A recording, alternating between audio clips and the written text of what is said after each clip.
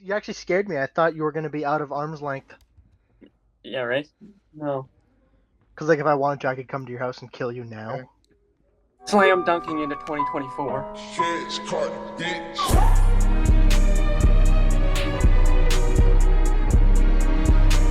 Welcome back to Goodfellas Podcast, episode 22. I'm Braden. I'm Ethan. I'm Jared. And I'm Logan. Episode 22! We're going to talk about the worst movies. We're going to talk about the best movies. We're going to talk about all the movies.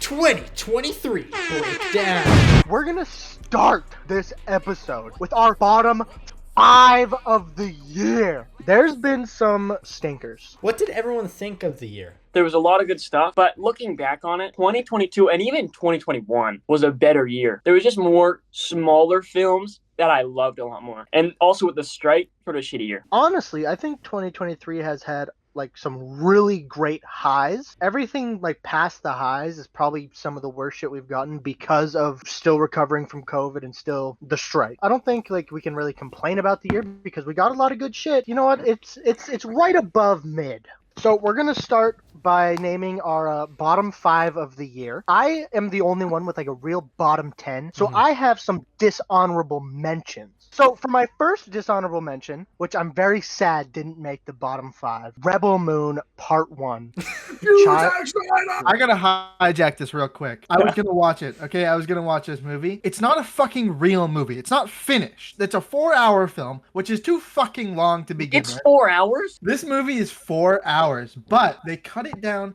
to 2 hours and made it PG-13 or whatever instead of rated R because they want to like force a Snyder cut. They want to release a shit-ass film first. This is supposed to be like the theatrical release, but it doesn't fucking release in theaters. That's what they're doing for Napoleon, right? But go fuck yourself. So actually, this is the worst movie of all time. Having been the only one to watch it, this movie was probably the most boring movie I've seen this year. Like Logan said, it's supposed to be a 4-hour movie. In the time that is given in this release, I don't know where they could come up with more shit to make it any better. The acting was fine. I couldn't tell you the name of one character or anything about them. How this movie looks, okay? It looks expensively cheap because you could tell that they spent a lot of money on this movie. Right. But oh my god, it looks horrific. I could rant about that movie for hours. Another one that's in my bottom 10, the live action Little Mermaid. I'm not going to say anything about this movie besides stop making these movies. Give me more remakes. I want to say I'm not going to watch it, but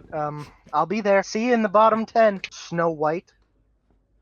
For my last dishonorable mention, I'm just going to pick Megan. Megan is in my bottom 10. It wasn't good. That's all I'm going to say about it. I have 2 dishonorable mentions, and by dishonorable, I mean they're fun. Five Nights at Freddy's, and you should watch Leo. Everybody go check those movies out. Big dishonorable mention to TikTok's favorite comedian, Matt Rife. That pretty boy dropped a Netflix special this year, and it is horrifically unfunny. He feels very tone deaf in this one because his whole audience is women who like, you know, he's hot, right? Yeah. Super drop dead gorgeous. And then he complains about women the whole time. Well, he wants to have a male audience. He's really trying. I watched 16 minutes of this special and then turned it off. I like comedians that typically Tread the water, yeah. I tread the water. Yeah. He wanted to do a Ricky Gervais or a Chappelle or any of those guys, right? But I haven't seen a miss like this from any human being, maybe ever. He needs to stick to those 40-second, ooh, this mom's hot. Look at my jawline and my eyes and my beautiful pecs. I wonder who wrote it. Oh shit. Oh, take spray them niggas go. Hey, always tell the clowns around it look like circus show. Like, this is not the album. I'm going to start with my 5th and 4th. Logan's going to do his 5th and 4th, and so on. I'm going to do my 3rd and 2nd, and so on. And then we're all going to come together and do our first. So I'm going to start out with my number 5. You are so not invited to my bat mitzvah. It's Happy Madison. I'm there for it. I've seen them all. It's Adam Sandler's kids, right? They're the main actors in this movie. I was hoping this Are was you gonna be Jewish? like a... No. Oh. Okay. You look Jewish. I'm kidding. That's nothing. That's not even an insult. You can't even be mad at that. There would be times where a scene would play for 4.5 seconds and then a song would play. This happened 86 times, probably. There was just too much music in that fucking movie. Fucking radio banger after radio banger. How are the kids at acting? Number one nepotism ever. For my number 4, Ant-Man and the Wasp: Quantumania. It looked horrific. The villain sucked. It's just one of those superhero movies. So that's my number 4 worst of the year. I gotta warn everybody watching. I watched like 2 offensively bad movies this year. So the rest of these are like, meh. The Creator, so mediocre. It's an admirable film technically. It's really pretty. Like, it's honestly, it might be one of the prettier movies that have come out this year. The script is bullshit. It's just nothing. It's not a real film. It's a fake movie. It's like a tech demo. If you try and dig into what the script is saying, it could reveal some really weird messaging about like terrorism, and it's like it gets very close to being like, what are you saying with this script? My other movie, this one is gonna upset now Ethan, so I'm upsetting 2 people. Fallen Leaves. I think I would enjoy this film if I watched it again. I think I was in the worst possible place in my life to watch this movie at the moment that I did. I was so weird, alienating humor that was just like, I just couldn't grasp anything, and I just wanted to die. I think if I watched it again in a better mental state, I'd probably like it. Okay. All right. So my official 5th worst movie of the year, one that came out right at the start, it's Megan. I do want to say though, Megan is horrific, but it is some of the most fun I've had all year watching a movie. Mm-hmm. It is hilarious. Sometimes I can tell it's trying to be funny and it doesn't work. But it's those moments where it's like that gray area where it is just striving. I love it. It has the funniest death scene, I will say, of all year. On the flip side of that is a film that is bottom of the barrel garbage, but there is no enjoyment to be had. And I'm talking about Renfield. I was appalled at how this movie exists. Who is this for? Why was it made? Why was $40 million thrown at this movie? The concept of a Nicolas Cage Dracula is kind of cool. It's amazing. It's about Renfield. And Dracula is this side character who's in it for 20 minutes. You have this incredible opportunity to have Nicolas Cage play an over-the-top Dracula, but you choose to focus on Renfield. This horrific green, cheap color palette. There is this like 2-minute segment right at the beginning where Renfield's voicing over his backstory, and it's in the style of like 4x3 like Nosferatu silent films. It's like super authentic and it's done like incredibly well. And then that never happens again, and it's the most boring thing of all time. So like I said, disappointing year. Number 5 is Indiana Jones and the Dial of Destiny. I had actually surprisingly high hopes for this, and yet it was just like every other Disney shit you could imagine. It was just a really dumb story. It didn't work for me. It had its moments. The CGI was there and then it wasn't. But the end just sort of absolutely tanks it. It's time travel. That makes no fucking sense. What the fuck are we doing? Why are we in this situation? Bad movie. We love you, Harrison Ford, though. These franchises not doing so hot this year, and that's why it was kind of a good year. I have Fast X. Saw this in theaters. It was actually fun, but it's just such a shitty movie. And they've completely thrown out logic at this point. They're bringing back people who are dead. There's going to be a part 2 and a part 3, and I'll be there. I watched F9 in theaters and vowed never to watch one again. It's better than Fast 9. No, it's not. Now we're into our 3rd and 2nd. For my number 3, I have the fantastic Jennifer Garner and Ed Helms movie, Family Switch. You could be making up these movies right now, and I have no idea. So this movie is a Christmas movie with a little bit of Freaky Friday with the worst comedy I've ever heard in my life. This movie has a dog and a baby who switch. So I'm sold. The dog walks around on 2 feet. The baby is a CGI baby who like rolls around and runs around on 4 legs and barks. It's labeled as a Christmas movie. Christmas happens for maybe 2.5 minutes. Next, which I honestly think, looking back on it, is kind of low. Next, I have Strays. Dogs who can talk. Hey guys, look, dogs are saying fucking shit and cum and balls. The CGI on the dogs was actually pretty good, but it was like my worst theater experience ever. I was so bored. It was so dumb. I had no fun. It was awful movie. I'm so happy that like of all the movies you could have tried to have gone and seen in theaters, that was one of the ones you picked. My 3rd is Gamodi. I don't know if it's bad or not. I slept through like half of it. Ethan, if you want to say anything, I don't know that you want to, but I enjoyed Gamodi. If you want to see like a gay Bellatar movie, that's your one. And then my number number 2, Megan. Hilarious movie. Fucking great time. My number 3, one of the 2 superhero movies I've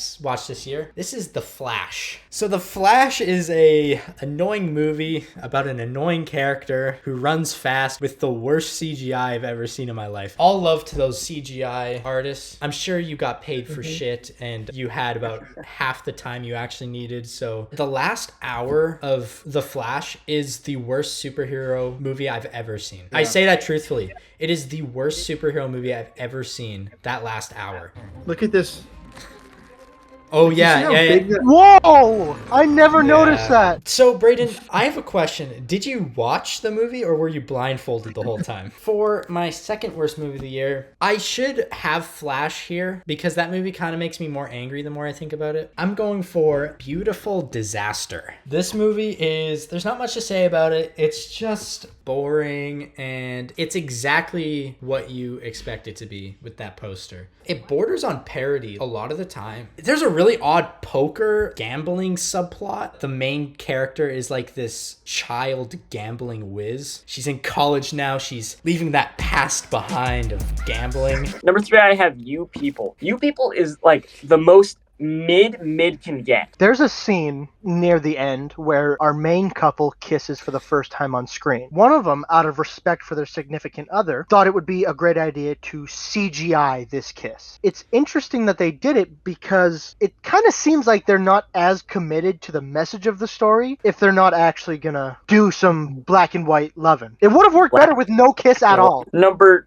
2, Five Nights at Freddy's. I was so excited for this movie. When it was announced, I got so into Five Nights at Freddy's. I played the games, I watched all of Matt Cat videos. I was like, this shit rocks. They could do some damage with this one. I find it very interesting just because all of my friends who have seen it, who love Five Nights at Freddy's, really love this movie. Or at least really like it. My problem is it gets really silly and it's just not the game. It's like when you read a book and then you go see the movie and you're like, what the fuck was that? It's the exact same thing with me. All 4 of the animatronics get together with the girl, and instead of eating her like the game, they make a fort. I was so pissed off. It does get cool, and it does bring in some of the lore that you never actually, with Matthew Lillard and stuff. I want to shout out that movie's audience. I've never seen a theater left in a worse state. Actual inches of popcorn along some of the rows. It was fucking horrific. Best thing about that movie, the whistle meme with Josh Hutcherson. Jared, fuck you. I have had to deal with that shit for a month. Every single day for a month. My number 1 for worst movie of the year is the Netflix interactive Choose Your Path special, Choose Love. Me and Sedan put this on because we thought it was going to be funny. It was so hard, like, picking up the remote to choose my path. I feel like it took everything out of me to, like, just hit, hey, this option. I don't see how any of these paths could have made our main character look like less of a fucking bitch. Because no matter the path you choose, she cheats on her husband, boyfriend. I chose the relationship that she would fuck the guy from Victorious. Okay? And I'll admit I got a little bit of a chub going. It's one of the hotter relationships I've seen all year. Worst movie of the year, in my opinion. My worst movie of the year, I was forced to watch Flash. I made an agreement. It is a truly horrendous film. Wait, can you say Like- The Flash again? You like... The Flash. I think it's an easy shoe-in for the worst looking blockbuster of the decade. The final battle location, like where they try to go in this fucking desert. You think the movie's ugly already, and they choose the ugliest fucking location they could ever do. Everything that's bad about the movie is heightened there. And then you have this like bullshit, weird cameo, real universe thing that's just like, wow. That was bad. It just feels like you're actively spitting in the face of all these actors. Dead actors, half of them. What is fucking wrong with you? Why is this real? Fuck you. My worst movie of 2023 is a film that none of you have seen, and I am positive none of the audience has seen. Life Upside Down. They shot it in COVID. They decided to take the approach of filming it with the actors' phones in their houses. So all the direction was through Zoom calls while the actor had the phone, like their iPhone propped up. It's not finished. The film is not finished. I don't know how it got released because the sound is like I can't even explain the sound. Listening to Life Upside Down with headphones is unreal. It's an unreal experience. Like, you hear clipping with different audio tracks. Bob Odenkirk's wife is ADR'd the whole movie. And then at the beginning of the movie, there's like this, I could tell it's trying to be impressive. It's like doing this like one take through an art gallery. It's so awkward. And like sometimes the actor's head is like cut off. One person will talk and there'll be like an awkward pause and the other person will enter the room. It's so bad. It's easily one of the worst films I've ever seen in my life. The worst movie of 2023, in my opinion, is Ant-Man Quantumanium. I've been hit with a massive wave of superhero fatigue. They're not fun anymore. This one is just a CGI fest, a money-making scheme that I'm so glad didn't work out. It just sucks. Like, the story sucks. The characters are fine. My problem is just this world. The fact that Jonathan Mayer's character, like, he'll never be Thanos because he's just such an odd villain. Plus, there's MODOK in this. He's just there. It's the villain from the first Ant-Man. Who the fuck wanted that? Marvel needs to assess that they're just throwing out shit at this point, and this didn't need to happen. That's a good last one. That was our bottom 5 of the year. Next, we're going to talk about the most disappointing films of the year. This doesn't necessarily mean the movie was bad, but it's just something you had hoped for, something that had high praise, and it just didn't work out in your favor. For my number 1 most disappointing watch of the year, it was Saltburn. That movie blew the fuck up overnight. This movie has a lot of shock factor to it. It's shock factor to the general public. I don't know if you guys felt the same, but with people like me, I watch a lot of movies and a lot of them have shock factor, right? It was so like mind-numbingly disappointing. I think it's shot beautifully. The story is very nothing. A lot of people were talking about how the twist at the end Do was people good, call but it a twist? yeah, I don't know if I'm just like big brained or I've seen a lot of movies, but it was the most predictable twist I've ever seen in a movie ever. It's very clearly built for you to understand. Immediately, he switches up. Yeah. You watch him switch on like, That's right. I'm a fucking evil person now. That's And right. then, like, That's exactly what the movie says. But people are saying like, "Oh my god, that switch up was insane." Like the Yes. whole, Yeah. even like the whole narration at the start, it's automatically setting you up like he's behind it all. I didn't like how obvious it was. I think the script could have went in a certain way where it wasn't as basic as it was. The performances were great. Barry Keoghan is my favorite evil little guy. It has to be my most disappointing movie of the year. I'm gonna say my second most disappointing movie of the year was Maestro. I was really excited for this movie. It's really well made. It's a step up direction wise. It's the most transparent, like, please give me an Oscar. You know, I went into it hoping it was going to be like an interesting biopic on this guy I never heard of before. I was bored out of my mind. There's no reason the movie has to be as long as it is. There's a couple really good scenes. It's well shot. The transitions from black and white to color, and the makeup was incredible. But overall, it was very, very disappointing. Mission Impossible Dead Reckoning. I really love the Mission Impossible movies. The last film before this was like potentially the best Mission Impossible film they've done. It was the least Mission Impossible. It was the most like nondescript action movie. It feels like it's missing an identity. They go to like Rome or something, and it is exactly